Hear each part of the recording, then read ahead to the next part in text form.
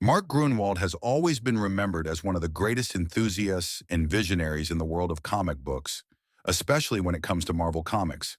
He wasn't just an editor or a talented writer.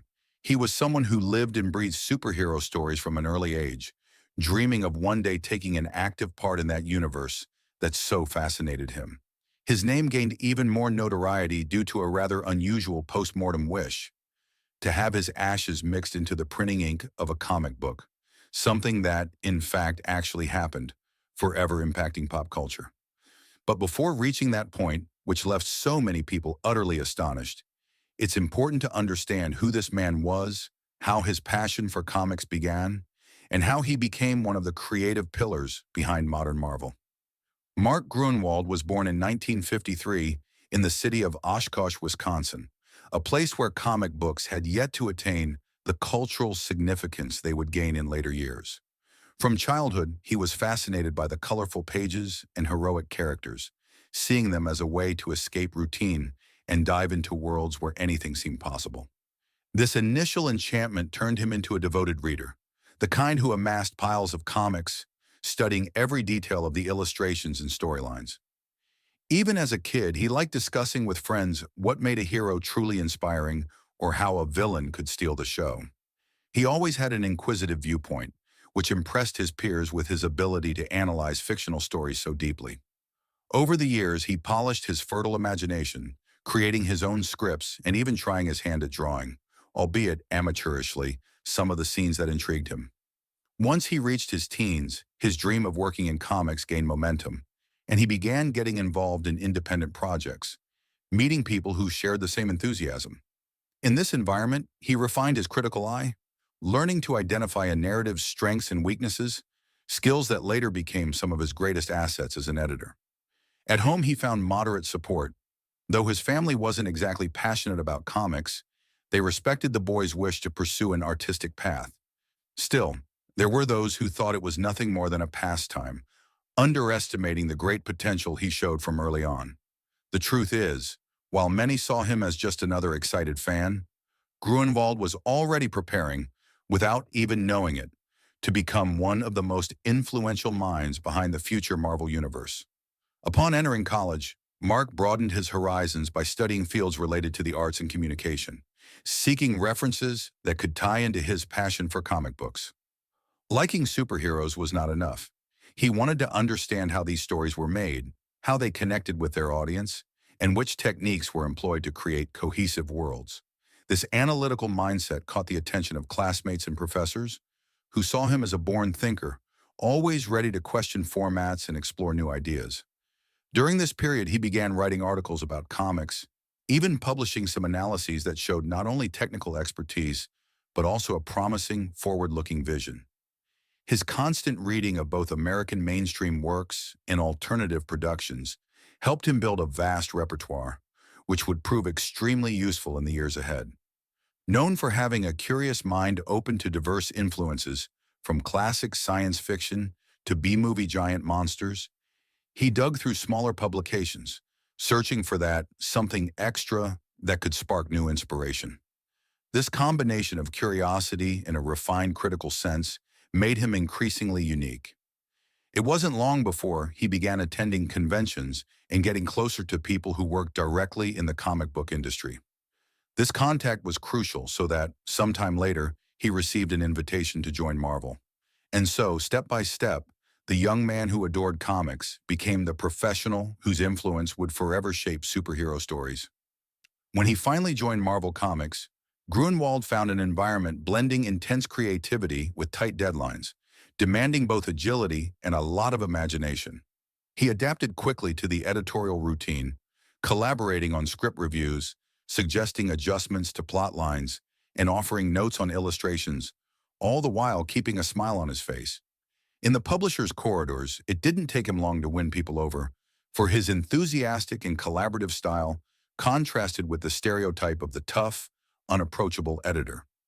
He believed good ideas could come from anyone involved in the process, from the most experienced writer to that intern who fetched the coffee. This inclusive approach encouraged an open exchange of suggestions, resulting in more consistent stories and, above all, stronger audience engagement. At the same time, Grunwald never stopped, being strict when he spotted inconsistencies or excesses in the scripts. He earned a reputation as a continuity guardian, something that led him to participate in projects like the official Handbook of the Marvel Universe, cataloging information about characters, timelines, and parallel universes. Such a task required an almost obsessive level of precision, but he viewed this challenge as a means of preserving the coherence that had been built over decades. Between one check and another, he still found time to write his own stories, trying out plot ideas that range from humorous to philosophical. This multifaceted profile, combining passion, organization, and a willingness to collaborate, made him a central figure at Marvel, remembered as both a teacher and ideal partner for those striving to shine in the comic book world. Mark's reputation as a competent editor brought him respect and also curiosity about who he was outside the workplace. Colleagues recall that at events and conventions, he would strike up conversations with anyone around, talking not just about superheroes, but also about music, politics, or any topic that could spark a good discussion. It seemed he never turned off his creativity radar. With every exchange of ideas, a new seed might be planted for a future storyline. Comments from those who knew him reveal a humorous side as well, full of jokes and puns, helping to relieve the stress of looming deadlines or tough decisions in story meetings. At the same time, Gruenwald showed an enviable sense of responsibility. If he committed to a task, he would see it through, making sure it was done right. This balance of seriousness and lightheartedness made him a cherished mentor to many creators arriving at Marvel without a firm grasp on how the editorial machine really worked. More than once, he was described as the sort of professional who would guide newcomers without humiliating or underestimating them. And this generosity led him to form lasting bonds, not only with veterans but also with rising talents, who would leave with lessons in not just comics, but also integrity and work ethic. Fans who crossed his path at conventions always found him smiling and genuinely eager to share ideas, a stark contrast to the chilly reception some editors tend to give. That blend of talent, empathy, and discipline set the stage for everything he would go on to accomplish, including the major works and eventually the final request that would shock pop culture. Despite all the renown his work had earned him, perhaps nothing captured Mark Gruenwald's essence more than the fact that he was, first and foremost, someone deeply passionate about comic books. He didn't see his job merely as employment, it was his life's mission. He wanted every issue released by Marvel to have the power to inspire someone, to ignite in the reader that same spark of curiosity he felt when he first fell in love with comics as a child. It was said that, behind the scenes, his presence was so striking that even those who didn't interact with him directly felt the effects of his enthusiasm. People who worked with him remember how he often stayed late at the office reviewing pages, double-checking dialogue details or suggesting art tweaks, yet would return the next day with the same energy of someone just starting a grand adventure. This level of dedication made him an essential pillar for the publisher and one of the most influential names in the comics market. Not surprisingly, his death in 1996 caught everyone off guard, leaving a gap both creatively and emotionally. But even after leaving the stage prematurely, he continued to prove his love for comics in a way few could have imagined. The wish to have his ashes mixed into the printing ink of a comic book was undoubtedly the most unexpected conclusion to a career that was already remarkable. And although some may have seen the request as eccentric, those familiar with Grunwald's heart and mind might not have been so surprised, knowing he had always been willing to take his passion to the ultimate limit. He arrived at Marvel at a time when the publisher, though already famous, was still seeking ways to reinvent itself and solidify its position in the market. Right away, he realized that this rich universe of characters needed someone who could coherently connect them, reinforcing the sense that everything belonged to one grand mosaic of stories. His keen eye, combined with a clear passion for what he did, allowed him to take on increasingly central roles. While many editors simply corrected mistakes and polished scripts, he adopted a mentor's mindset, urging creators to go beyond the obvious. He would talk with writers about how to sharpen dialogue, suggest deeper narrative arcs, and take a chance on themes not typically explored in superhero comics. Whenever he pointed out a problem in a story, he did so without arrogance, with the enthusiasm of someone who genuinely wants to help a project reach its full potential. This generated a fertile environment where seemingly wild ideas became the foundation for memorable sagas. He understood that for Marvel to remain relevant, it had to evolve without losing the roots that made it so beloved by fans. Before long, his name became associated with the ability to breathe new life into characters that, in other hands, might have remained stagnant. This was largely thanks to his vast knowledge of the Marvel Universe. He practically knew the chronology by heart, recalled old storylines, and saw connections that few people noticed. Yet he wasn't living in the past. What truly excited him was using what already existed to pave the way for new, thrilling storyline possibilities. With that mindset, it was only a matter of time before he took on more ambitious projects, involving entire teams of heroes and crossovers that thrilled both critics and the public. Anyone wondering where he got so much energy had only to see him smile while talking about his work. It was clear he loved every aspect of the process. Some artists admitted feeling a bit embarrassed not to share his level of enthusiasm, but they quickly caught his positive vibe. It was like having a motivational coach in a comic book office, eager to cheer and celebrate each success. At the same time, he could be firm when necessary. If a plot risked losing its way amid excesses, he didn't hesitate to trim the fat, keeping the focus and coherence intact. The general feeling was that he wasn't there merely to supervise, but to build something collectively, taking criticisms and suggestions in stride. This undoubtedly contributed to a host of comics that defined a generation of readers, redefining concepts of heroism and conflict. His personal stamp could be felt in everything from the pacing of a script to how characters related to each other, always with a touch of humanity that brought readers closer to the story. Collectors from the 80s and 90s still talk about how an edition handled by him usually had something special, even if it was a subtle detail in the plot or the artistic approach. Thus, a mythology grew around his editorial work, boosted by solid sales results and positive reviews in fanzines, specialized magazines, and later on, the internet. He, however, kept his feet on the ground, aware that working with fictional universes is a constant exercise in humility. One slip-up can turn everything into a mess.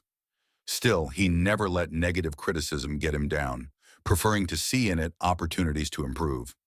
With this attitude, he developed a reputation as a bridge between Marvel's past and future, always trying to understand what fans wanted and how to surprise them with something new. In the midst of it all, he had a particular fondness for one character, Captain America, whose reimagining would be one of the high points of his career.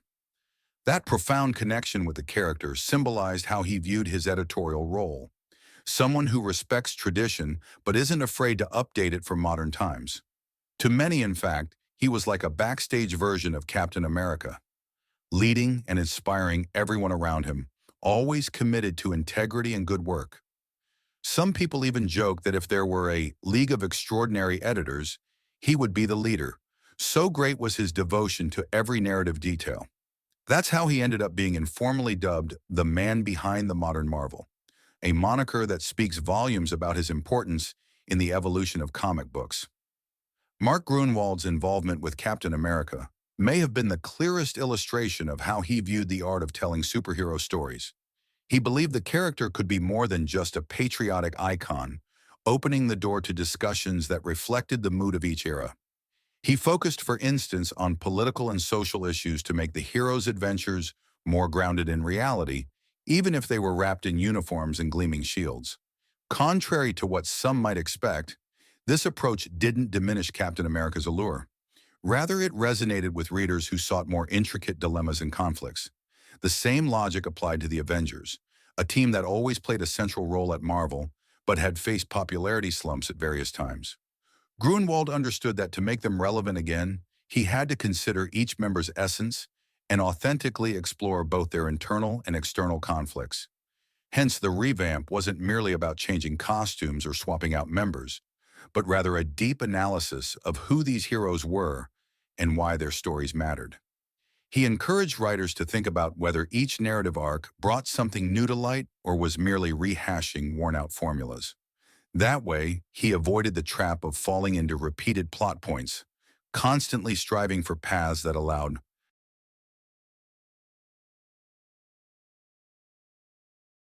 characters to evolve and engage readers emotionally. Such dedication yielded impressive sales figures, but also respect from critics who recognized the boldness of tinkering with the structure of well-established teams. In interviews at the time, Grunwald explained that he viewed heroes as cultural symbols capable of reflecting a society's tensions and aspirations at different points in history. Because of that, he didn't shy away from putting Captain America in situations that dealt with national direction, the ethics of warfare, and even the contradictions of the American dream. For an audience accustomed to lighter plots, some of these editorial decisions were shocking, but he trusted that readers were ready for weightier discussions, and he was right. Many consider that era one of the most thought-provoking in the character's history, with storylines that would go on to influence future adaptations in film and TV. Even now, writers revisiting Captain America acknowledge the importance of what Grunwald achieved, incorporating nuances and references that date back to that time. The same approach was applied to other Marvel teams and characters, such as the Avengers, who enjoyed more complex story arcs under his supervision. He liked to say that, in the end, every hero is a reflection of whoever writes them, and therefore you should write from the heart while remaining mindful of the universe's internal logic. Such care was evident in the kind of conflict he approved. No pointless fights. Every confrontation needed an emotional core to justify battles and sacrifices. It's interesting how, in many cases, he preferred exploring characters' vulnerabilities and flaws, believing that readers would see themselves and connect on a deeper level. While some editors hesitated to tinker with legacy heroes, Grunwald saw a chance to delve into deeper layers and address real-world issues. And the strategy paid off.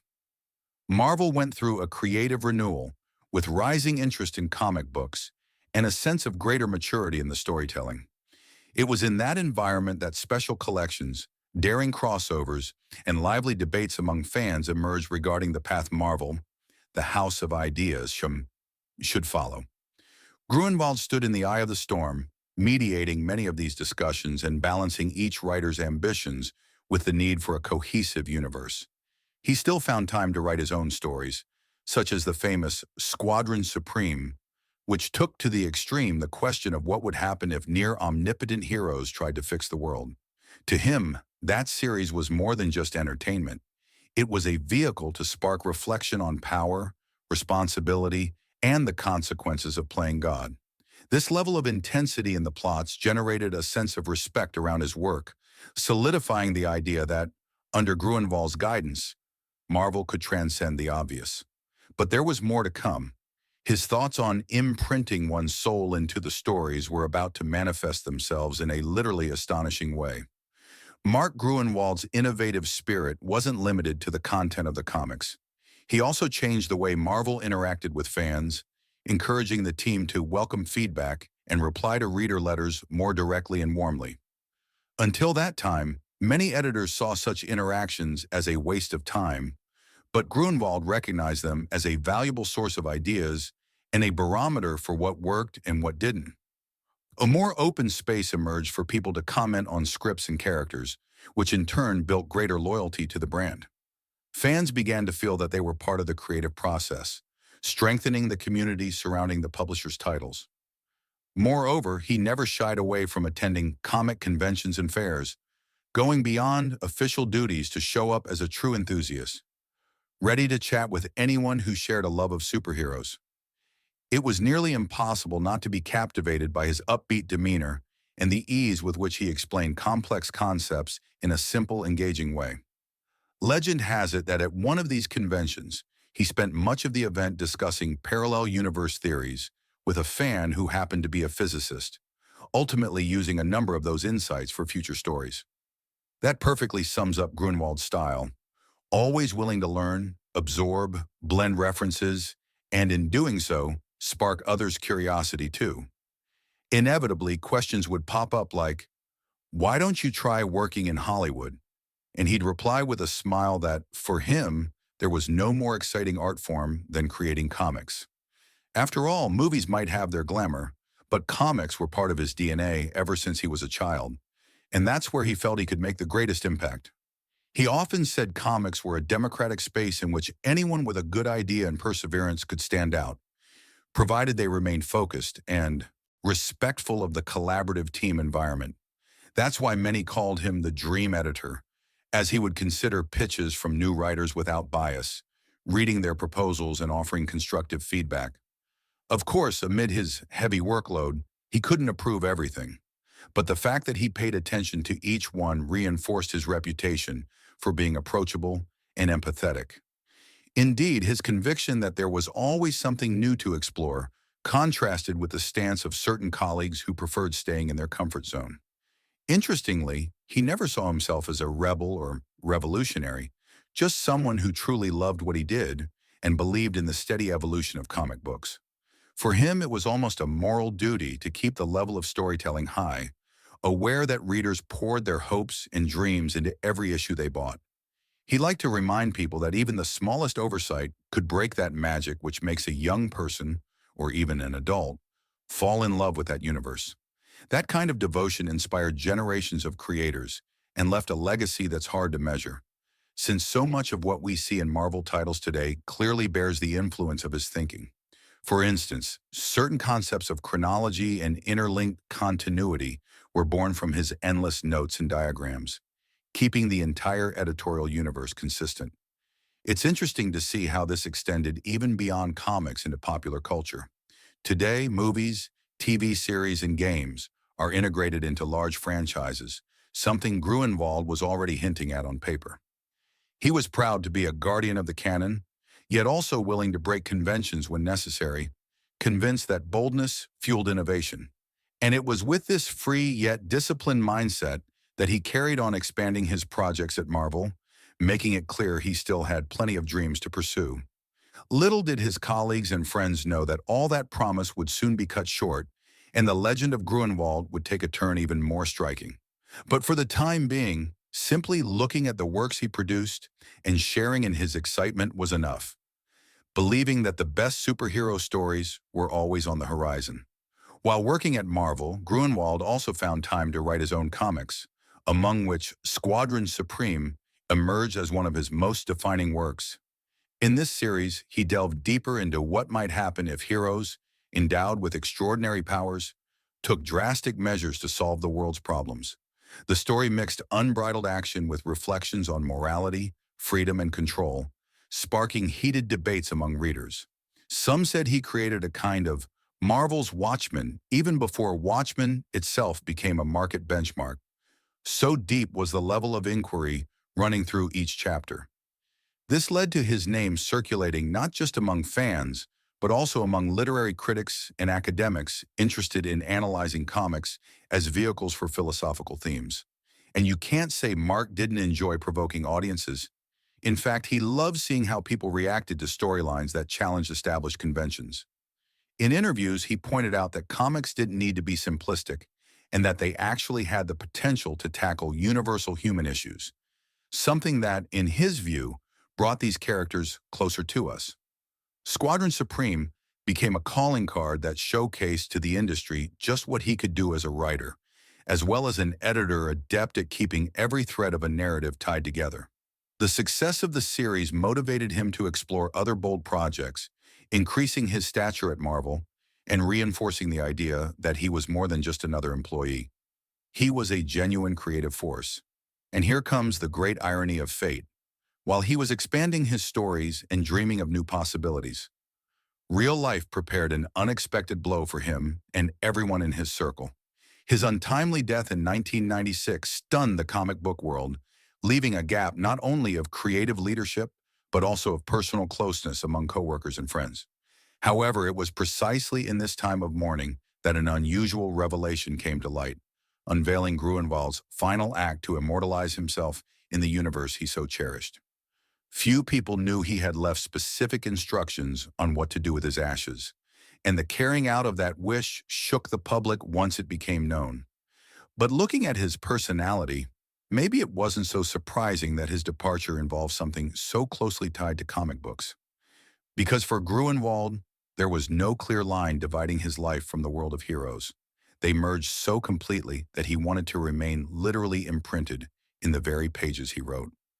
Some colleagues admitted that, although they hadn't been aware of the Testament's specifics, they weren't shocked to learn he had set his sights on something so unusual.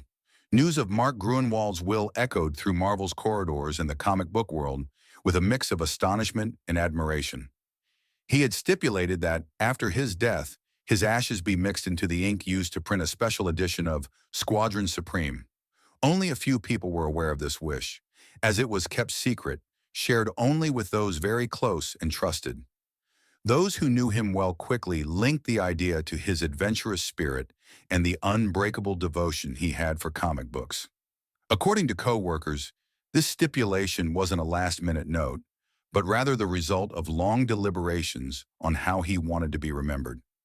Grunwald sincerely believed that each comic book carries a piece of its creator's essence, and in this case, he decided to take that concept literally. The editorial team's initial shock gave way to a kind of reverence, since it's not every day that someone is willing to unite real life and sequential art in such a tangible manner. Though Marvel was known for bold stories, nobody could have predicted that one of its main figures would make such an unconventional, posthumous request. The public's reaction was just as intense. While some found the gesture moving, others thought it strange or even bizarre. After all, not every fan feels comfortable turning the pages of a comic that literally contains a piece of someone they admired. But for every uneasy stare, there were plenty of expressions of support, especially from those who saw in this act the definitive proof of Gruenwald's love for comics. Many viewed it as a natural extension of what he'd already done in life, putting his heart and soul into every story he edited or wrote. When the family and Marvel's top brass confirmed the news, public curiosity exploded, and the topic started making its way into conventions, specialty magazines, and even TV shows. Some wondered if it was just a marketing ploy, but those who knew him insisted it wasn't, as the decision stemmed from a genuine desire to live on in the world of comics forever. His family, in turn, said that Gruenwald never planned to turn the matter into front-page news. On the contrary, he wanted it to remain something personal, though he understood that it would inevitably become big news. What became clear was that great care was taken in all aspects of its execution, both legally and in the practicalities of printing a comic with human ashes. They had to find the right printer, consult with professionals on the process, and ensure that the final ink had the appropriate amount of ashes, without compromising print quality. Those involved in the behind-the-scenes effort said there was a ceremonial air, as if everyone sensed they were part of something historic and at the same time, deeply personal. And therein lay the great irony. A man who spent his life keeping the Marvel Universe coherent and organized was now becoming physically part of it, breaking the confines of the ordinary. Once everything was ready, the special edition of Squadron Supreme was released, with fans lining up both curious and moved. Each copy held, besides an engrossing storyline, the knowledge that it contained something profoundly precious and unique, the remains of the person who had loved and built those tales. This caused a frenzy among collectors, who clamored to get their hands on a copy as long as supplies lasted. Some editions were later resold at high prices, but most people kept their copy as a tribute to Gruenwald. Many reported feeling a sort of presence while reading the comic, as though they were sharing that moment with the author himself. The episode also fueled urban legends, such as rumors that only certain limited print editions contained the ashes, or that there were glitches in the mixing process. Whether true or not, these stories only added to the mythic aura, reinforcing the idea that this edition was a sacred work. In the end, one thing was certain. In death, Gruenwald achieved something few creators manage in life, the complete fusion with his own art. Thus, his will became part of comic book mythology, inspiring reflection on passion, legacy, and the thin line that separates creator from creation. Grunwald's will drew attention not only for how it was carried out, but also for the symbolism behind it. He often repeated that sequential art had the power to transcend generations, since comic book issues are shared, collected, and reprinted over time. By instructing that his ashes be used in the printing of a comic, he ensured that part of him would endure for decades, maybe even centuries, alongside the heroes he loved so much. For many, this act was the clearest demonstration that he saw comics as more than mere entertainment. They constituted a universe offering companionship and inspiration. Family and close friends said that Grunwald rarely discussed spirituality or the afterlife, but his will showed in a tangible way where his faith lay. It was in some sense placed in the art itself, in collective memory, and in the passion shared by readers across the world. Perhaps that's why, when the news came out, some interpreted the move as a quest for immortality, while others viewed it as an act of true selflessness. After all, instead of demanding a grand tomb or elaborate ceremonies, he wanted to merge with the very material that more faithfully narrated his life than any tombstone could. His gesture ignited heated debates among fans and industry professionals alike. Could his idea inspire other creators to do something similar? Where does one draw the line between reverence for art and excess? For every skeptic who labeled it morbid or over the top, there were fervent admirers who insisted it was the purest way to honor comic book culture. His family, meanwhile, was inundated with questions, some genuine and curious, others invasive or even offensive, yet they stood firm on fulfilling Grunwald's wish. They knew how much it meant to him and respected his instructions, never imagining how widespread the repercussions would be. Interestingly, some people saw the will as a sort of artistic performance, as though Grunwald had staged his own farewell in theatrical fashion. But for those who knew him, there was no trace of needless spectacle. It was simply a passionate man quite literally uniting with the work that defined him. Some friends recall that, in casual conversations, he joked about the possibility of reincarnating in every issue that came off the presses, staying present in fans' homes. It may sound poetic or exaggerated, but that was precisely how he viewed the power of comic books. They go beyond the page, touching minds and hearts. So why not leave a piece of yourself in print, inviting people to contemplate that close bond between creator, character, and reader? It was this mix of humor, daring, and love for comics that turned an unusual idea into a memorable, and in some ways, inspirational reality. Ultimately, once the wish was carried out, both Marvel and the general public came to see Grunwald with even greater respect, almost like a living legend who overcame death. Homages poured in from all sides. Artists dedicated illustrations to him, writers name-checked him in stories, and Marvel itself made it clear his presence would be felt for a long time. All of that reinforced the notion that he wasn't merely turning a page. He was carving his name in history in a way perhaps no editor before or since has done. And without a doubt, it raised questions about how far one person's deeply personal wish can influence an entire market and millions of readers.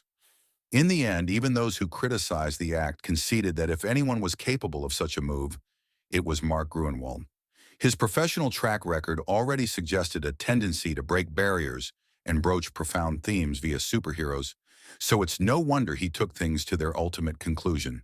Today, even those who never closely followed his stories know about this post-mortem detail, which highlights how big an impact his will had on pop culture as a whole.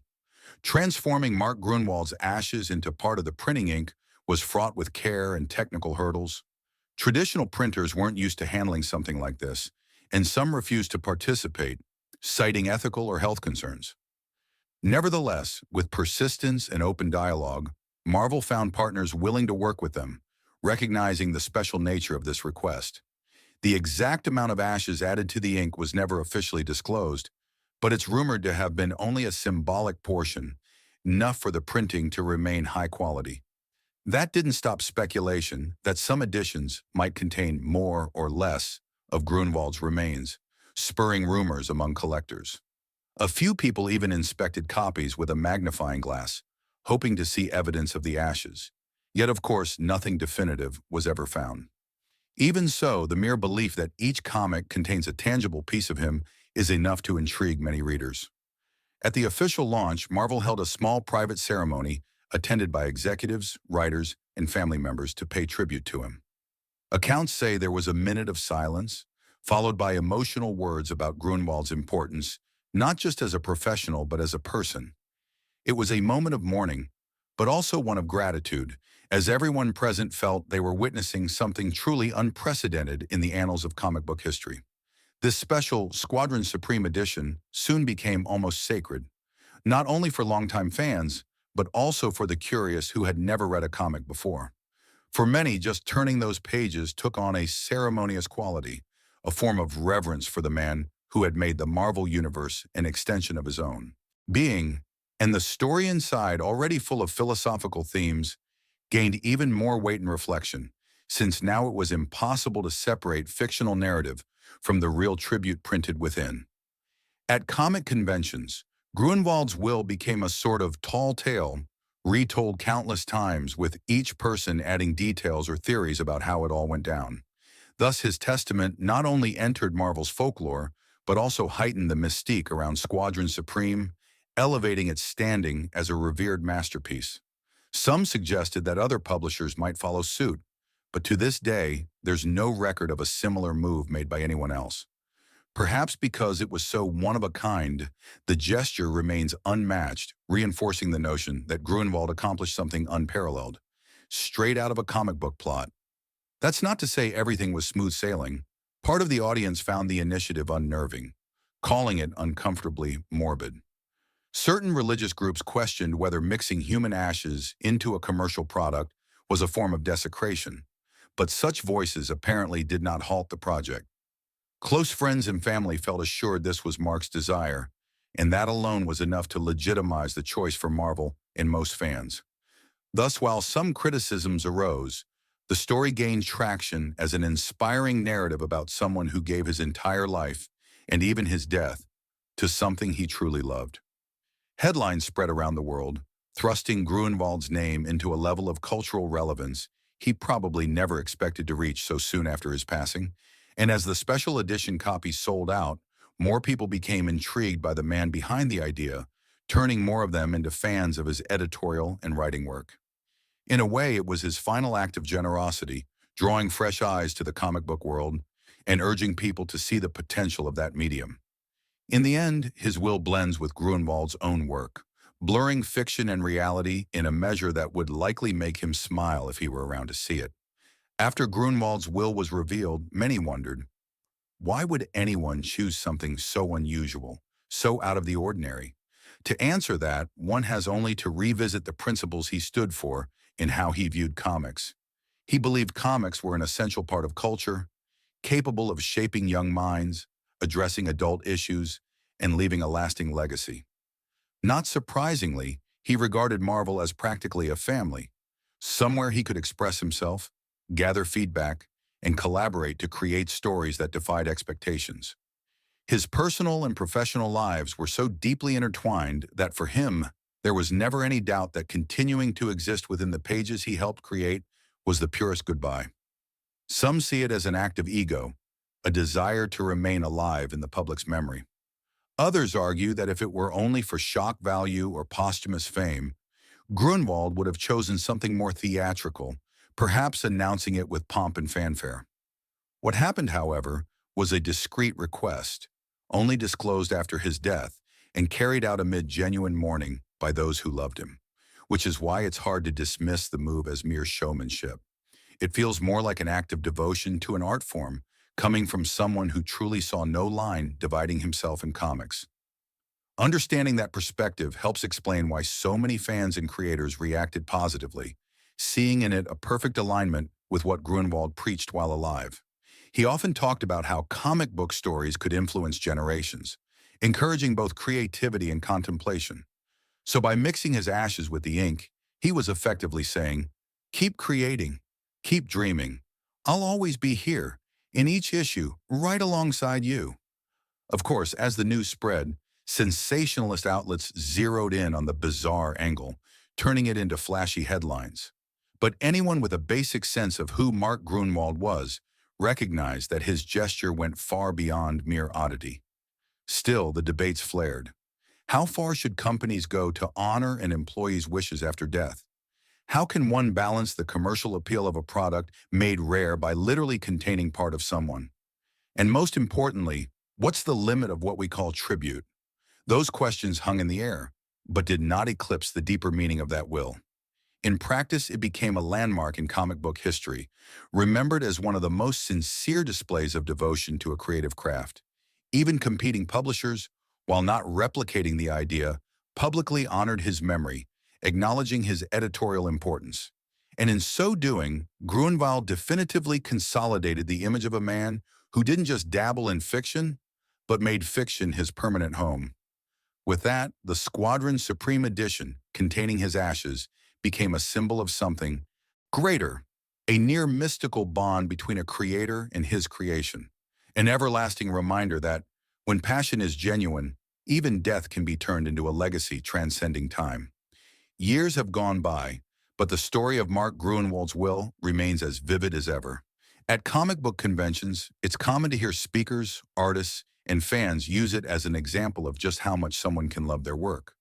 Some academic discussions even treat it as a post-death performance or a case study of how pop culture can embrace acts of extreme devotion. Indeed, since Grunwald's passing, documentaries, articles, and even mentions in books on the evolution of comics have appeared, each making sure to highlight his final wish. Meanwhile, the special Squadron Supreme edition, containing his ashes, has taken on a near-mythic status, with well-preserved copies becoming prized collector's items. Its value doesn't stem solely from its rarity, but from the powerful symbolic meaning it holds. Some say they keep a sealed copy in a vault, while others prefer to display it on a shelf as a tribute to Grunwald. Everyone handles this artifact differently, but nearly all agree that it's irreplaceable, representing a unique moment in the history of the Ninth Art. Marvel, for its part, continues to honor his memory, mentioning his name in commemorative materials and citing him as one of the most significant editors the company has ever had. There's almost universal consensus that if Marvel is now a giant of entertainment, it owes much to the bold ideas Grunwald championed and the collaborative spirit he fostered. That doesn't mean the entire industry was drastically changed because of his will, but it did open the door to reflections on how passionate people can get about comics. Some fans even joke that if there were ever a comic book Hall of Fame, Gruenwald would deserve his own special wing, decorated with giant pages of Squadron Supreme. It's a fond way of acknowledging that he wasn't just another skilled professional. He left a personal, unmistakable mark. In a way, his will still challenges future creators. How far would you go to defend what you love? Some find that disturbing, believing it implies a pursuit of immortality that crosses lines others deem acceptable. But in the end, what truly endures is the figure of a man who, in a bold move, took his claim that comics were an extension of himself to its ultimate consequence. When younger fans learn about this story, their reaction is usually a mix of fascination and disbelief, and many come away with deep admiration for Grunwald. This proves that his message remains timely. Art is alive, stirring powerful emotions, and it can become part of both its creator and audience. It's precisely this synergy that makes comic books so powerful, something he understood better than anyone. Looking at his legacy, one cannot overlook the symbolic force of having his ashes printed into a comic, representing the pinnacle of the notion that every story carries a bit of its author. Perhaps that's why no one else has ever repeated the feat. It would be hard to match the emotional weight and authenticity of what Grunwald did, which sprang straight from his devotion to the craft. And so, he went down in history not only for his creative innovations, but also for one final act that remains widely discussed, honored, and even parodied on occasion, yet always wrapped in a sense of admiration. This is one of those instances where the line between reality and fantasy blurs so much it could be a comic book plot. And if it were, Grunwald himself would probably have loved editing every page. Today, when people recall the life and death of Mark Grunwald, the prevailing sentiment among fans and professionals is one of deep gratitude. His will did more than shock. It prompted debates about how we perceive art, love, and our own mortality. In today's climate, where superhero franchises dominate film and TV, looking back to understand Grunwald's role in this journey helps us better grasp Marvel's climb to the top. He helped lay the groundwork for crossovers, the importance of continuity, and especially the emotional bond readers forge with each character. And of course, he topped it all off with a farewell act that still resonates, reminding us that genuine passion knows no bounds. Anyone who flips through the special Squadron Supreme edition containing his ashes feels something quite different than with any other comic. It's as though each page brings a small ceremony, a silent reminder that someone once decided to merge with that universe rather than simply ending their story.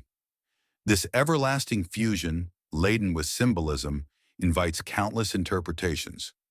Some see it as an affirmation that life and art are inseparable, while others think of it as a quest for permanence, almost a protest against the fleeting nature of existence.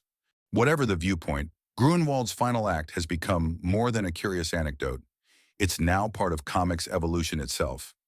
Some of today's working writers say they drew inspiration from his example to craft bolder plots, unafraid of criticism or taboos. Publishers, too, became more open to experiments and ideas that might initially appear outlandish, bearing in mind that many major breakthroughs come from restless minds. And in Mark Grunwald's case, restlessness was his middle name. He was never content just to repeat formulas or keep things as they were. His will, in this sense, felt like the final lesson he wanted to teach, showing that even a farewell can be creative and meaningful. Not everyone needs to follow his example, but surely there's a lesson in authenticity to be found.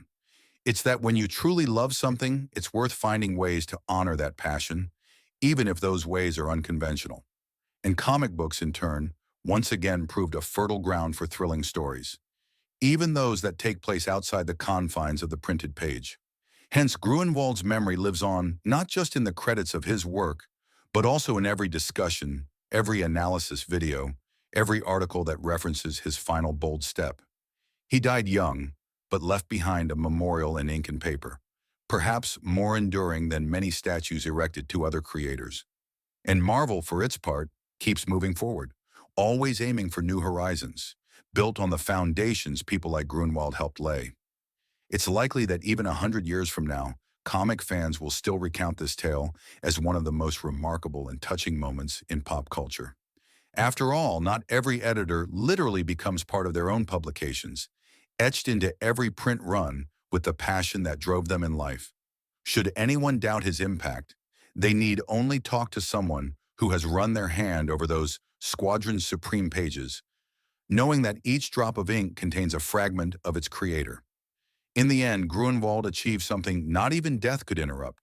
He stayed present, kept inspiring, kept telling stories without saying a word. It was a final act worthy of a true fan, master, and visionary of comic books, one who, wherever he is, must quietly chuckle whenever someone flips through the pages, holding both his physical and metaphorical legacy,